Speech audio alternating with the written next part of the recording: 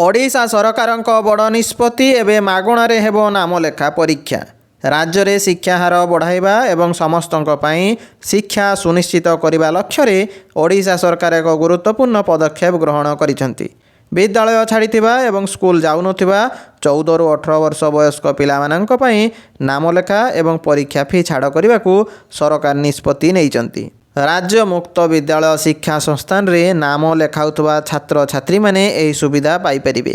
ଏଥିପାଇଁ ବିଦ୍ୟାଳୟ ଗଣଶିକ୍ଷା ବିଭାଗ ପକ୍ଷରୁ ବିଧିବଦ୍ଧ ଭାବେ ବିଜ୍ଞପ୍ତି ପ୍ରକାଶ ପାଇଛି।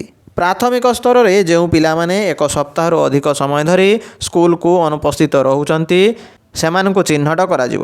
ପ୍ରଧାନ ଶିକ୍ଷକ, ଶିକ୍ଷକ ଏବଂ ବିଦ୍ୟାଳୟ ପରିଚାଳନା କମିଟିର ସଦସ୍ୟମାନେ ସମ୍ପୃକ୍ତ ପିଲାଙ୍କ ଘରକୁ ଯାଇ ପରିବାର ସହ ଆଲୋଚନା କରିବେ।